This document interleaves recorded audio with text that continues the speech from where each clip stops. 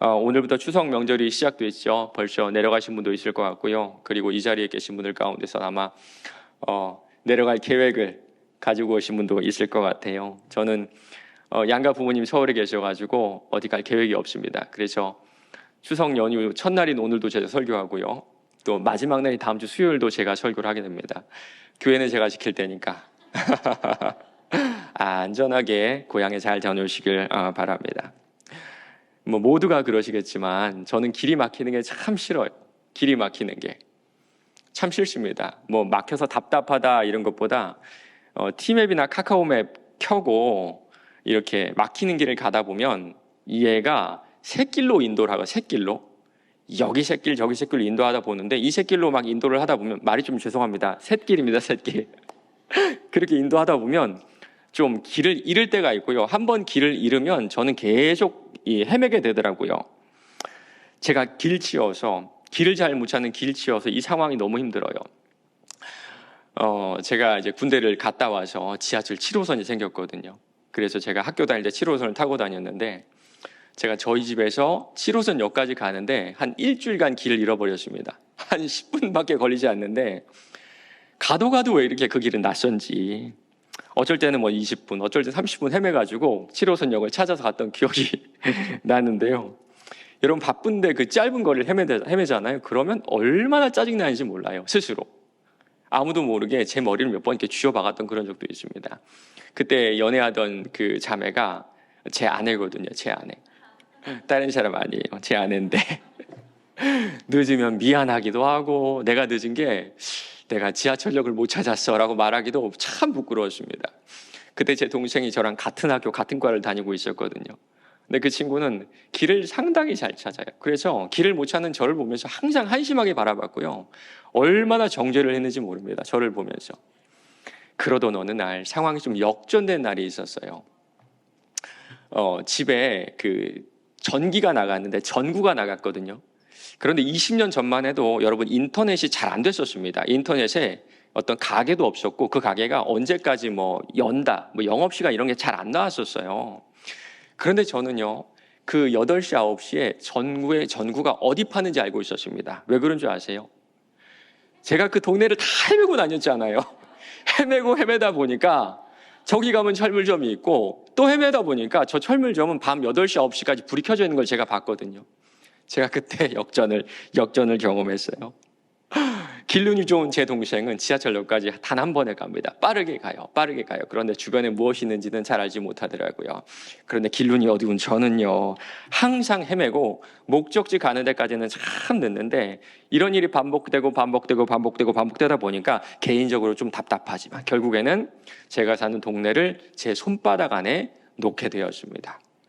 그런데 우리 하나님께서도 우리를 이런 식으로 길러가시는 것 같아요. 오늘 요한계시록 12장에 나오는 여자, 앞부분에 한번 보시기 바랍니다. 여자는 구약시대로 말하자면 메시아를 기다리던 신실한 신앙 공동체라고 제가 한 1년 전에 말씀드렸습니다. 1년 전에. 네. 누가복음에 나오는 안나 혹은 시몬을 생각하시면 될 것 같아요. 신약시대로 넘어오면 교회겠죠, 교회.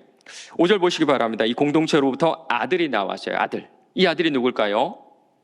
맞아요, 예수님이에요. 예수님. 사탄의 방해에도 불구하고 예수님이 이 땅에 오시고 죽으시고 부활하시고 승천하셨습니다. 여자가 아들을 낳으니 이는 장차 철장으로 만국을 다스릴 남자라. 그 아이를 하나님 앞과 그 보좌 앞으로 올려가더니. 예수님의 승천 이후에 이 신실한 공동체라고 불린 교회에 어떤 일이 일어나는 줄 아세요? 그 여자가 광야로 도망하며 거기서 1260일 동안 그를 양육하기 위하여 하나님께서 예비하신 곳이 있더라. 도망치는 인생이죠. 그런데 어디로 도망치는 줄 아세요? 광야입니다. 광야. 이 말씀 그대로 예수님 승천하신 이후로 예수님의 12제자부터 신실한 신앙인들이 도망을 치며 박해를 받으며 지금까지 왔습니다. 지금도 북한이나 중국 같은 경우는 물리적인 박해가 이루어지고 있고요. 우리나라 같이 종교의 자유가 있는 나라는 또 다른 모습의 박해와 도망이 있는 것 같습니다. 예수를 믿으면 참아야 되는 그런 자리로 가게 되죠. 인내해야 되는 자리로 가게 되고요. 때로는 무시받아야 되는 자리로 가게 되고요. 때로는 손해보는 자리로 가게 되고요. 그럼에도 불구하고 우리는 복음을 전하는 자리로 가야 됩니다. 우리가 정말 말씀대로 살면 우리의 삶의 자리는 천국이 아니라 마치 광야처럼 느껴질 거예요. 우리는 내 배우자의 한마디도 참기 힘든데, 여러분 정말 그렇죠? 남편이 가끔씩 정말 짜증나는 얘기 많이 하죠. 그렇죠? 어떤 분 그러더라고요. 우리 남편은 목사님 참 말 같지도 않은 얘기를 참 많이 해요. 우리는 내 남편의, 내 아내의 그 한마디도 참기 힘든데 우리 예수님 뭐라 그러세요? 70번씩 7번 용서라고 말씀하세요. 우리는 내가 가진 내 수입에, 내 재산의 10%도 주님께 드리기 힘든데 우리 주님은 흔쾌하게 가난한 사람들에게 베풀라고 하세요. 우리는 나와 정치적 성향이 다르면 아우 저 빨갱이, 아우 저 친일파, 아우 저 수구꼴통, 저 좌익 좌빨, 이런 식으로 서로를 미워하고 혐오하는데 우리 주님은 형제를 미워하지 말라고 하시고 도리어 원수를 사랑하라고 하세요. 맞습니다. 주님이 재림하시기 바로 전까지 우리가 지내야 하는 곳은, 그것도 도망치면서 지내야 하는 곳은 바로 광야입니다. 광야. 그러나 그곳이 바로 하나님께서 우리에게 예비하신 자리고 하나님은 바로 거기서 우리를 양육해 가기를 원하세요. 오늘 말씀은 하나님께서 그 광야에서 우리를 어떻게 양육해 가는지 구체적으로 보여주는 말씀입니다. 7절이에요. 하늘에 전쟁이 있으니 미가엘과 그의 사자들과 용이 더불어 싸울새 용과 그의 사자들도 싸우나. 이 땅에서 예수님께서 돌아가시고 부활하시고 승천하셨을 때 하늘에는 어떤 일이 있었을까요? 어떤 일이 있었다 그러죠? 네, 맞습니다. 전쟁이 있었죠. 전쟁. 미가엘과 그의 사자들이 용과 싸웠다 그러죠. 여기서 말한 용은 마귀, 사탄을 의미하는데요. 이스라엘을 대표하는 천상적인 존재인 미가엘과 사탄이 전쟁을 벌인 겁니다. 여러분 한번 이 장면을 한번 상상해 보세요. 천사와 마귀가 하늘에서 싸우는 겁니다. 어떤 장면이 상상이 되십니까? 아마 여기 나오는 장면을, 이 전쟁을 우리가 고지고대로 이해하면 그 판타지 영화에 나오는 그런 우주 전쟁, 영적인 전쟁을 아마 떠올릴 수밖에 없을 것 같은데요. 제가 그래서 사진 한 장 준비했거든요. 한번 보여주세요. 아마 이런 상상이 아닐까? 이런 장면, 막 영적 존재들의 우리가 뭐 감히 범접할 수 없는 무시무시한 전쟁이 떠오릅니다. 그런데 이렇게 생각하시면 안 돼요. 제가 요한계시록은 예언서가 아니라고 최소한 한 수백 번은 말씀드린 것 같아요. 그렇죠? 여러분 기억나시죠? 요한계시록은 예언과 전혀 상관없는 말씀이에요. 로마 시대에 힘겹게 살아가던 성도들을 응원하고 격려하기 위한 편지가 바로 요한계시록인데요. 오늘 하루 내가 믿음을 지키며 살다가 배고프고 소외당하고 때로는 순교하는 사람들에게 요한이 우주전쟁을 얘기할 이유가 있었을까요? 우주전쟁을, 이런 영적인 전쟁을 뭐 특별히 얘기할 필요가 있었을까요? 오늘 말씀에 나오는 전쟁은 그런 전쟁이 아닙니다. 차라리 이 장면과 훨씬 더 가까워요. 욥기 1장 6절이에요. 하루는 하나님의 아들들이 와서 여호와 앞에 섰고 사탄도 그들 가운데에 선지라. 하늘에 재판이 열렸다고 한번 생각을 해보세요. 하나님 가운데 딱 계시고 아마 사탄은 그 검사 역할을 할 겁니다. 검사 역할을 해서 그 피고인들의 죄를 낱낱이 고발하는 역할을 사탄이 하고 있고요. 미가엘은 피의자를 좀 변호하는 역할, 변호사 역할을 하고 있어요. 제가 좀 이해를 돕기 위해서 그림 하나를 갖고 왔는데 절대 이런 모습은 아닙니다. 그냥 이런 막 싸움이 아니라고, 오해하지 마시라고 제가 장면을 준비했어요. 한번 보여주세요. 네, 맞아요. 이런 모습은 아닐 겁니다. 그러나 싸움은 아니에요. 결코 싸움은 아니에요. 마치 법정에서 검사와 변호사가 판사를 가운데 두고 치열하게 논쟁하는 모습이 바로 태초부터 예수님께서 십자가에 달려 돌아가신 그날까지 영적 세계에서 벌어졌던 일입니다. 우리 시간의 말씀도 볼까요? 대제사장 여호수아는 여호와의 천사 앞에 섰고 사탄은 그의 오른쪽에 서서 그를 대적하는 것을 여호와께서 내게 보이시니라. 똑같은 장면이죠. 그렇죠? 여기 나오는 여호수아는 이스라엘을 대표하는 인물이거든요. 사탄은 이 하늘의 법정에서, 하늘의 재판장에서 끊임없이, 정말 끊임없이 성도들의 죄를 낱낱이 파헤쳐서 하나님께 말씀드립니다. 이게 바로 참소예요, 참소. 맞아요. 오늘 말씀에 나오는 전쟁은 영적 존재들끼리 치고받는 어떤 그런 싸움이 아니라 법정에서 벌어지는 검사와 변호사 간의 그 치열한 논쟁으로 보는 것이 훨씬 더 적절합니다. 오늘 말씀 10절 보니까 사탄은 우리를 밤낮 참소했다고 하죠. 밤낮. 왜 밤낮 참소했을까요? 왜 사탄은 우리를 밤낮 참소했을까요? 답은 아주 간단합니다. 성도들이 사탄이 밤낮 참소할 만큼 그만큼의 죄를 많이 지었기 때문에 그래요. 밤낮 참소해도 모자랄 만큼의 죄를 계속적으로 짓기 때문에 그러십니다. 우리 인생이 정말 그렇죠. 돌아오면 죄 많이 지으셨죠. 그렇죠. 오늘 하루만 해도 여러분 마음과 생각으로 얼마나 많은 죄를 지으셨나요? 예수님은 간음한 것만이 간음이 아니라 누군가를 향하여서 음란한 생각을 품으면 그것도 간음이라 그랬습니다. 그렇죠. 어떤 기록에 보니까, 통계에 보니까 남자들은 하루에 20번 정도 음란한 생각을 한대요. 하루에 20번이나 누군가를 간음하는 죄를 지은 겁니다. 우리 자매들은 어떤가요? 우리 여자 성도들은 어떤가요? 하루에도 정말 수십 번씩 허영 가운데 빠져들고 있지 않나요? 허영에. 맞아요. 사탄이 밤낮 참소하는 이유는 우리가 그럴 만한 죄를 계속적으로 끊임없이 무한히 짓고 있기 때문에 그렇습니다. 사탄은 이것을 하나님께 참소함과 동시에 우리 양심에다가 우리가 지은 죄들을 새겨놔요. 그래서 평생 죄책감에 눌려 살게 만들죠. 이게 바로 사탄의 방법이에요. 사탄의 방법. 그리고 사탄은 지금만 그러는 것이 아니라 태초부터 이런 식으로 우리를 공격해 왔습니다. 태초에도 두 가지로 아담을 공격하는데요. 첫 번째는 참소. 그리고 두 번째는 속임입니다. 속임. 참소와 속임. 창세기 3장 5절이에요. 너희가 그것을 먹는 날에는 너희 눈이 밝아져 하나님과 같이 되어 선악을 알 줄 하나님이 아십니다. 먼저는 하나님의 선하신 성품을 헐뜯죠. 하나님 그런 사람 아니야. 너네가 잘 되기를 바라는 그런 분이 아니야. 그리고 아담과 하와가 서로를 정죄하게 만들고 결국에는 속이게 만들어버립니다. 뱀이 여자에게 이르되 너희가 결코 죽지 아니하리라. 그 결과가 어떤 줄 아세요? 이같이 하나님 그 사람을 쫓아내시고 에덴 동산 동쪽 그룹들과 두루 도는 불칼에 두어 생명나무의 길을 지키게 하시니라. 사단의 참소와 속임 앞에 아담은, 하와는 길을 잃고 맙니다.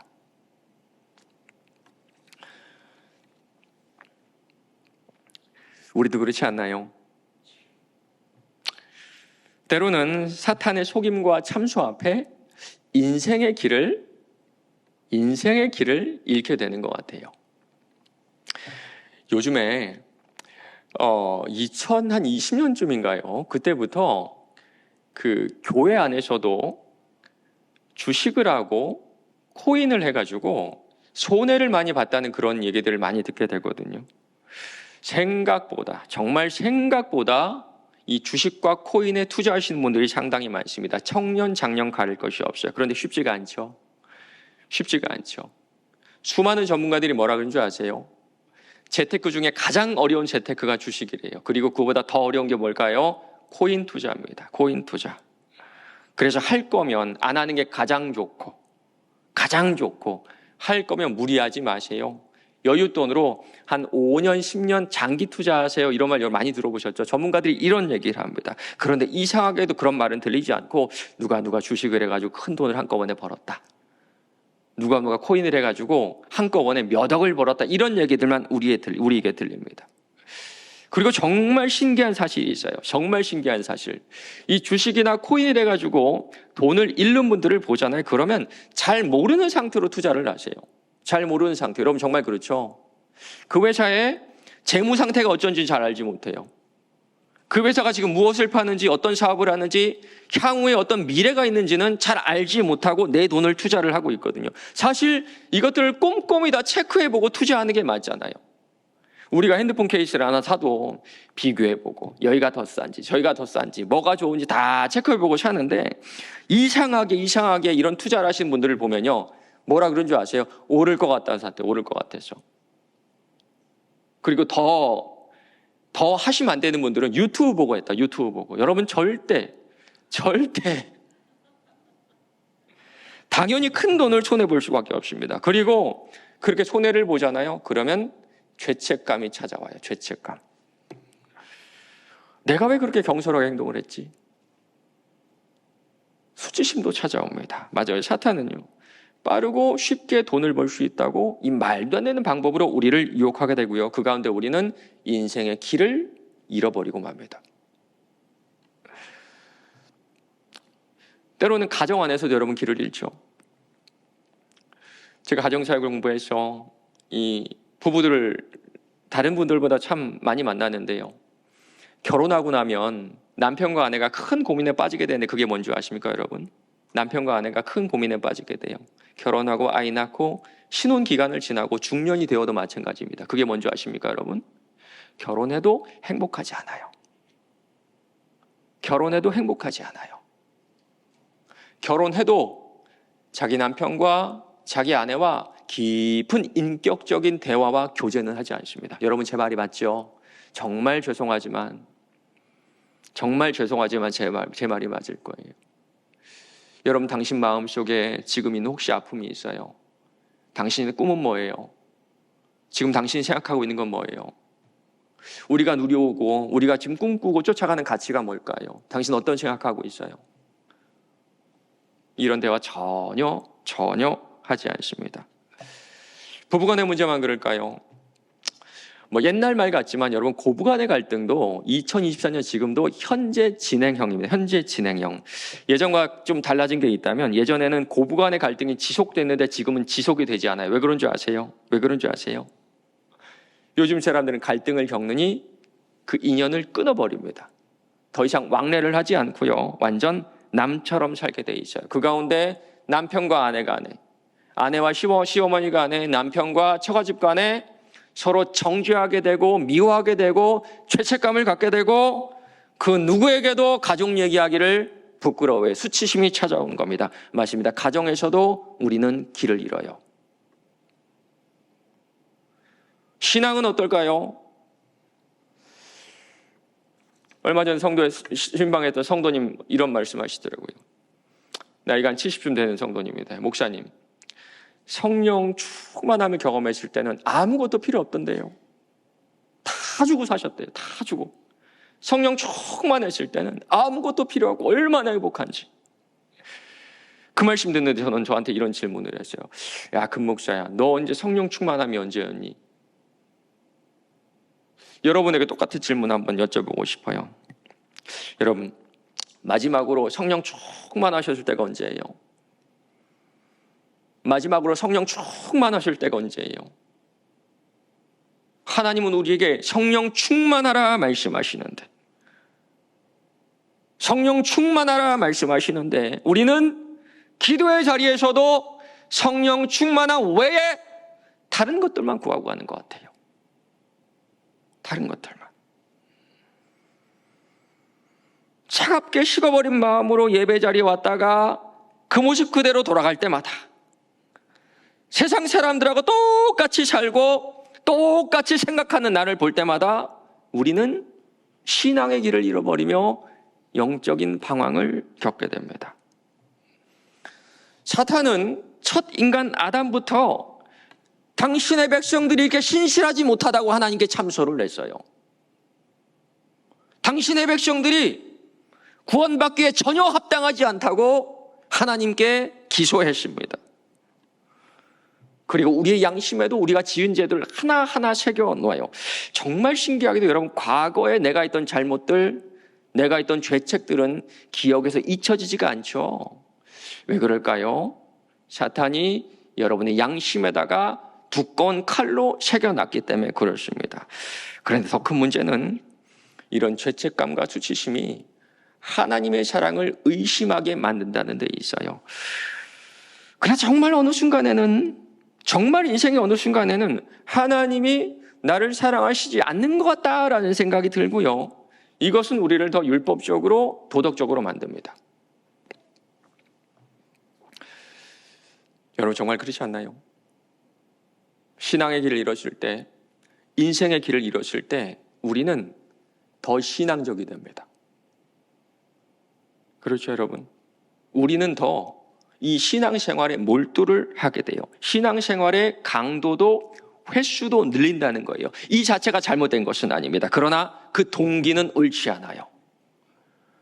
내가 뭔가를 똑바로 해야, 내가 회개해야, 내가 하나님 앞에 어떻게든 바로 서야 하나님이 나를 받아주신다는 그런 생각이 틀린 겁니다. 맞습니다. 사탄은 참소라는 방법을 통해 우리 신앙의 양심의 가책을 느끼게 하고, 이것은 내 힘으로 주님 앞에 서려는 우리의 죄성을 자극해요. 내 힘으로 내가 주님 앞에 서려는 노력은 다시 죄책과 수치심으로 우리를 몰아가는 악순환을 만들어냅니다.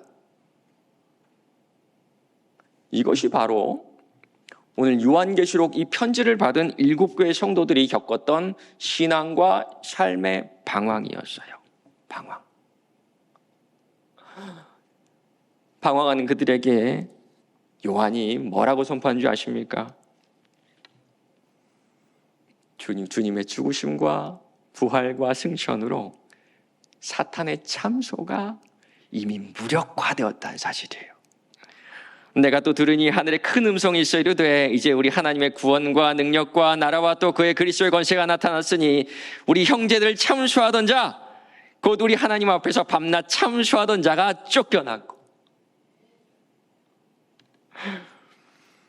우리가 평소에 지는 죄들이 괜찮다, 상관없다, 그래도 된다, 이런 뜻은 아닙니다. 그 죄가 성령을 근심하게 하는 건 맞아요. 그러나 그보다 훨씬 더 심각한 것은 우리가 이 사실 한 가지를 믿지 않는다는 데 있습니다.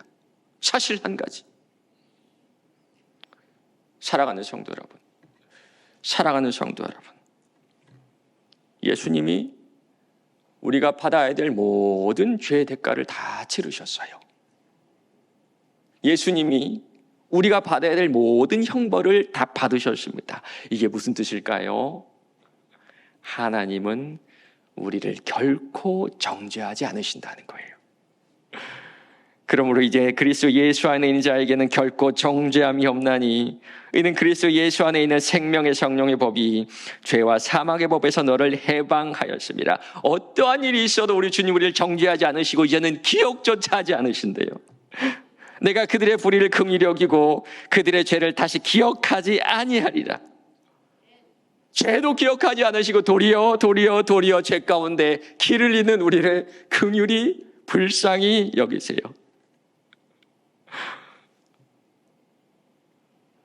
하늘에서 쫓겨난 사탄은 여전히 우리를 향해 참소하고 그 참소는 다 맞는 말입니다.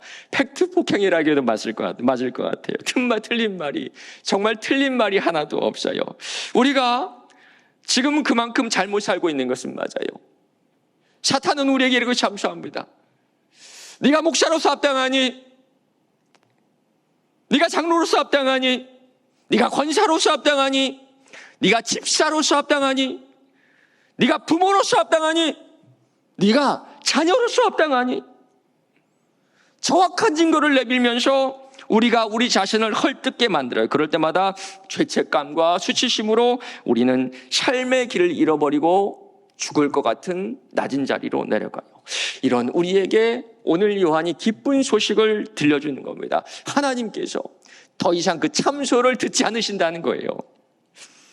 하늘에 큰 음성이 있어 이르되 이제 우리 하나님의 구원과 능력과 나라와 또 그의 그리스도의 권세가 나타났으니 우리 형제들을 참소하던 자, 곧 우리 하나님 앞에서 밤낮 참소하던 자가 쫓겨났고, 예수가 다 감당하셨습니다.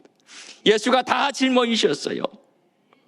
지금 우리의 삶을 보면 엉망진창인 거 맞습니다. 계속적으로 죄를 짓고 또 짓고 어리석은 일을 반복하는 건 맞아요. 그러나 분명한 사실 하나는 성령 하나님이 내 안에 계신다는 사실이에요. 그렇다면 우리의 방황에는 의미가 있을 겁니다. 우리가 길을 잃는 것도 의미가 있을 거예요. 왜냐하면 지금 우리는 사망으로 이끄는 죄의 권세가 아니라 생명으로 이끄는 성령의 능력이 우리의 삶을 인도하고 계시기 때문입니다. 모든 것이 합력하여 선을 이루게 하시는 성령께서 지금의 우리의 삶을 인도하고 계시기 때문이에요. 우리가 짓는 죄를 합리하고자 하는 건 아닙니다. 죄를 지어도 괜찮다, 이거는 아니에요. 그러나 이 모든 것을 넘어선 하나님이 열심히 그리스도인 우리를 인도하고 계신다는 이 사실이 우리의 유일한 자랑이고 능력이 되는 겁니다. 누가 능히 하나님께서 택하신 자들을 고발하리요? 의롭다 하신 이는 하나님이시니 누가 정죄하리요? 죽으실 뿐 아니라 다시 살아나신 이는 그리스도 예수시니 그는 하나님 우편에 계신 자요 우리를 위하여 간구하시는 자시니라. 누가 우리를 그리스도의 사랑에서 끊으리요? 환난이나 곤고나 박해나 기근이나 적신이나 위험이나 칼이랴. 기록된 바 우리가 종일 주를 위하여 죽임을 당하게 되며 도살당할 양같이 여김을 받았다이다 함과 같으니라. 그러나 이 모든 일에 우리를 사랑하시는 이로 말미암아 우리가 넉넉히 이기느니라. 사랑하는 여러분, 인생의 길을 잃을 수 있어요. 신앙의 길도 잃을 수가 있어요. 그러나 길을 잃지 않으면 알 수 없는 것들이 너무나 많습니다.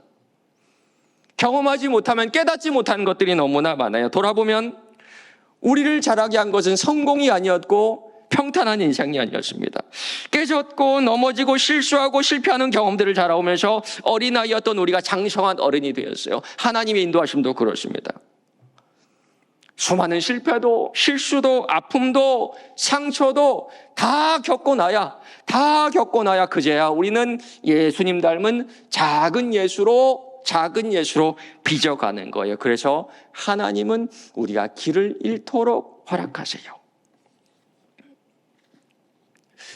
이 경험을 통해서 성령께서 우리에게 말씀하신 건 딱 하나입니다. 딱 하나.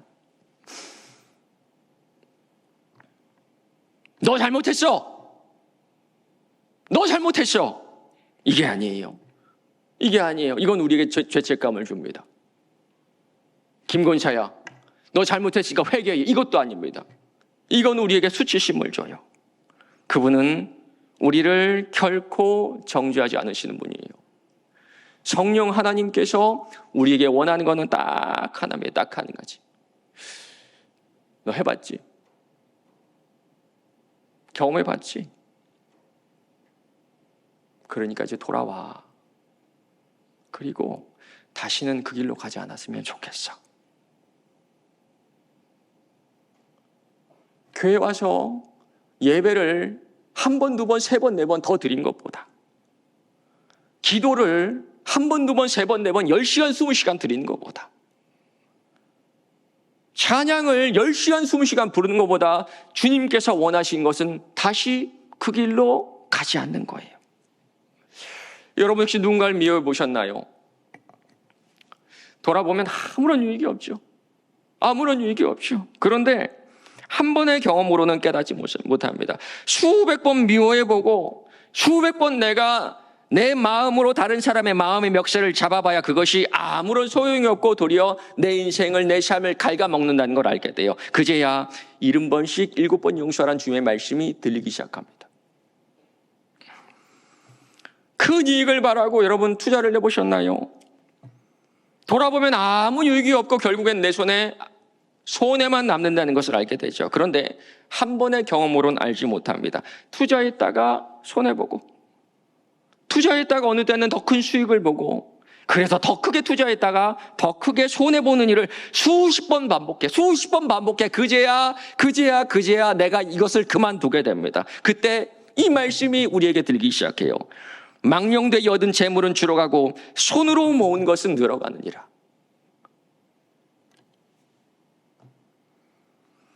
인생을 살아보고 했던 실수를 또 해보니 그것이 내 삶에 아무 유익이 없고 내 영혼에 해악이 된다는 것을 알게 하시는 거예요. 아무리 말씀해도 듣지 않으니 경험해봐. 그래 해보렴.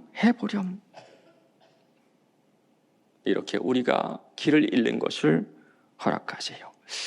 여기서 믿는 자들과 믿지 않는 자들이 극명하게 갈립니다. 믿지 않는 자들은 다른 옵션이 없어요. 계속 가던 길을 가야 됩니다. 지금까지 해왔던 선택이 내 인생을 갉아먹는다고 하더라도 다른 길이 없기 때문에 또다시 그 불구덩이에 들어가는 방법밖에 없어요. 그러나 예수 믿는 우리는 다르지요.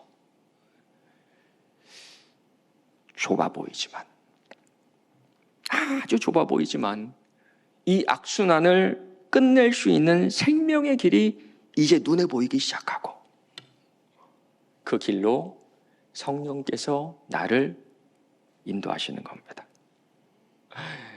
사랑하는 성도 여러분, 인생의 길을 잃어버리셨나요? 신앙의 길을 잃어버리셨나요? 마음껏 방황하시기 바랍니다. 여러분이 일평생 방황을 해도 우리는 돌아갈 집이 있고 우리의 하늘아버지께서 두 팔 벌려 우리를 기다리고 계세요. 그분은 우리의 헤맴을 정죄하지 않으시고 이 모든 경험을 통해 우리가 당신을 닮은 자로 자라나게 하세요. 그리고 우리는 그 가운데 예수를 만나게 됩니다. 예수께서 이르시되 내가 곧 길이요 진리요 생명이니 나로 말미암지 않고는 아버지께로 올 자가 없느니라. 길을 잃어야 길을 만나요. 길을 잃어야 길을 만납니다. 길을 잃어야 길 되시는 예수를 찾고 그와 동행하는 법을 배워가게 됩니다. 오늘 요한계시록 12장은 우리에게 말해주고 있어요. 길을 잃어도 괜찮다고. 길 잃어도 괜찮다고. 그 길에 예수님이 계시니 이제는 그분과 손을 잡고 걷는 이 복된 인생을 배우라고 우리에게 가르쳐주고 있는 겁니다. 말씀 맺겠습니다. 우리가 잘 아는 이야기가 있는데 제가 잠깐 읽어드리겠습니다. 조금 깨지고 금이 간 못생긴 물 항아리 하나가 있었습니다. 주인은 그 항아리를 다른 온전한 것들과 함께 물을 길어오는 데 사용했습니다. 깨진 항아리는 늘 주인에게 미안했습니다. 내가 온전치 못해 주인님께 폐를 끼치는구나. 나로 인해 그 귀하디 귀한 물이 새어버리는데도 나를 아직도 버리지 않으시네. 어느 날 깨진 항아리가 주인께 물었습니다. 주인님, 어찌하여 온전한 항아리를 구하지 않으시나요? 저는 별로 가치가 없는 물건인데요. 주인은 아무 말도 하지 않은 채 그 물 항아리를 지고 계속 집으로 걸어갔습니다. 그러다가 조용하고 부드럽게 말했습니다. 얘야, 우리가 걸어온 길을 보아라. 길가에는 예쁜 꽃들이 아름다운 자태를 자랑하듯 싱싱하게 피어 있었습니다. 주인님, 어떻게 이 산골 길가에 이렇게 예쁜 꽃들이 피어 있을까요? 항아리가 묻자 주인은 빙그레 웃으며 말했습니다. 메마른 산 길가에서 너의 깨어진 틈으로 새어나온 물을 먹고 자란 꽃들이란다. 인생의 길을 잃으신 분들이 있나요? 다시 한번 말씀드리지만 괜찮아요. 정말 괜찮습니다. 다시 그 길로 가지 않는다면 그 실수와 실패는 도리어 나에게 유익이에요. 더 나은 길을 찾으려는 노력을 하지 마시고 대신에 길 되신 예수님의 음성에 귀를 기울여 보시기 바랍니다. 나는 길을 잃었다고 생각하지만 우리 주님은 가장 선한 길로 인도하고 계신 중이에요. 혹시 가정에서 길을 잃었다고 생각하는 분이 계신가요? 첫 번째, 후회하지 마시고요. 두 번째, 정죄하지 마세요. 내가 어떻게 할 수 있는 문제가 아니었어요. 대신에 예수님의 눈으로 그 사람을 좀 바라보게 달라고 기도하시면 어떨까요? 천하보다 귀한 영혼이 지금 여러분의 눈앞에 있습니다. 혹시 신앙의 길을 잃으신 분이 계신가요? 조급해하지 마시기 바랍니다. 주님도 오래 참고 계시니까 여러분도 여러분 자신을 오래 참아주세요. 그리고 여러분의 영혼을 향해 하나님 말씀을 선포하며 위로해 보시는 건 어떨까요? 내 영혼아, 네가 어찌하여 낙심하며 어찌하여 내 속에서 불안해하는가? 너는 하나님께 소망을 두라. 그가 나타나 도우심으로 말미암아 내가 여전히 찬송하리로다. 실패 가운데, 실수 가운데 조금 늦어도 잘못해도 괜찮아요. 돌이킬 수 없는 실수를 했다고 하더라도 괜찮아요. 왜냐하면 우리의 아버지 되신 하나님께서는 우리를 결코 정죄하지 않으시기 때문입니다. 잃어버린 길에서 길 되신 주님을 만나시는 저 여러분 되시길 바랍니다.